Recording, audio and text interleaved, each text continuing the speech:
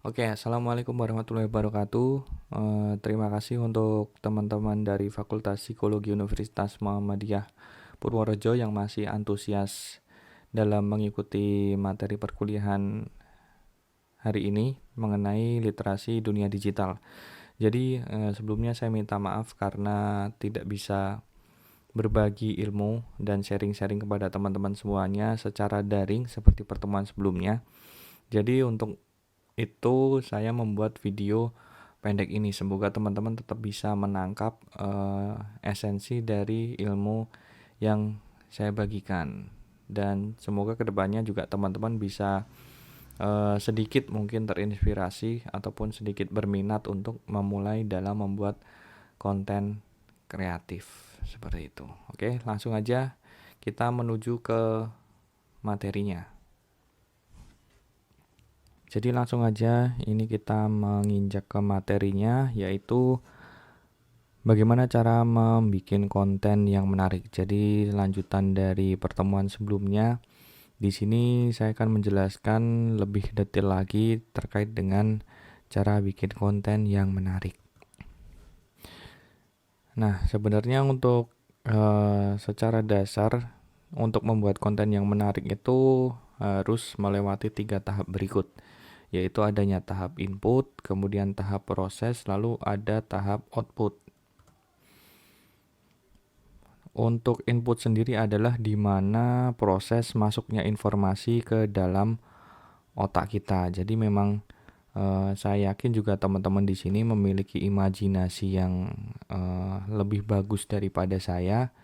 Jadi untuk informasi yang masuk ke dalam otak kita itu nantinya akan kita terima, kemudian akan kita cerna. Dan untuk inputnya sendiri itu bisa dari lingkungan sekitar ataupun juga ketika mungkin teman-teman sedang duduk ataupun sedang bermain musik atau sedang menonton film, itu pasti saya yakin akan ada tiba-tiba pikiran untuk ini ada ide kayak gini nih, bisa kali dibikin konten.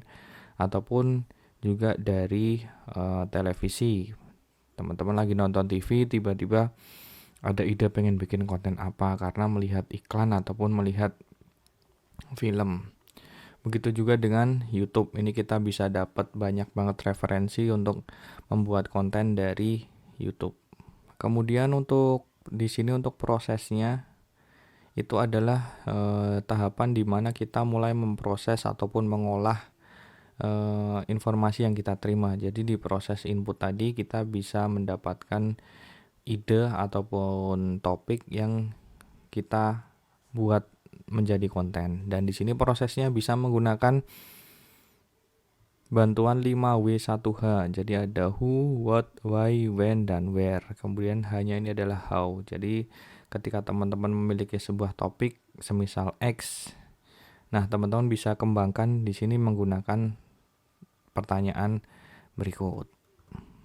Dan pada akhirnya informasi yang teman-teman peroleh kemudian teman-teman proses itunya nanti outputnya adalah menjadi konten itu sendiri. Seperti yang sebelumnya saya jelaskan, konten itu ada yang konten audio, konten visual, dan konten audiovisual. Tinggal nanti sesuaikan dengan topik atau kreativitas yang teman-teman inginkan untuk membuat konten seperti apa.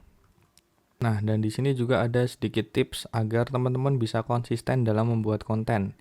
Yang pertama adalah tentukan dulu target dari teman-teman semuanya. Kira-kira teman-teman pengen bikin konten itu dalam waktu harian kah, atau mingguan, atau bulanan. Itu bisa teman-teman gunakan untuk berlatih agar supaya konsisten dalam membuat konten.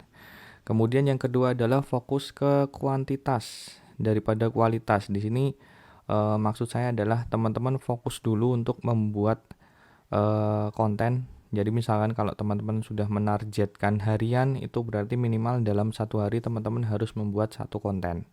Dan itu pun jangan terlalu berpikir lebih dalam dulu tentang kualitasnya harus bagus banget, harus gimana. Pasti nanti teman-teman akan menjadi kurang bersemangat kalau teman-teman sudah memikirkan kualitasnya dulu. Dan yang terakhir adalah fokus ke kualitas. Setelah teman-teman fokus ke kuantitas, teman-teman sudah bisa konsisten dalam membuat videonya, membuat kontennya dalam waktu harian. Itu teman-teman fokus ke kualitasnya.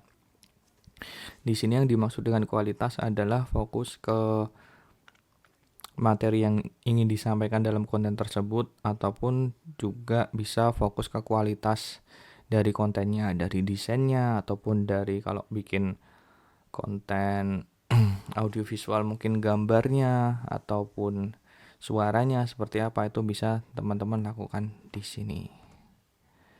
Ya, semoga bermanfaat. Mungkin juga nggak begitu banyak di pertemuan kedua ini. Jadi mungkin setelah ini, seperti yang saya sudah sampaikan di pertemuan sebelumnya, saya pengen dari teman-teman di kelas ini untuk membuat konten apapun terserah. Jadi kemarin sudah ada kurang lebih 2 atau 3 orang ya. Itu mereka sudah mulai tag Instagram saya, dan juga saya sudah lihat karya yang mereka bikin. Dan buat teman-teman yang lain, silahkan juga kalau pengen berlatih membuat konten apapun, bebas. Itu silahkan teman-teman bikin, teman-teman posting di Instagram, dan jangan lupa untuk tag Instagram saya. Oke, sekian untuk materi pada pertemuan kali ini. Terima kasih. Wassalamualaikum warahmatullahi wabarakatuh.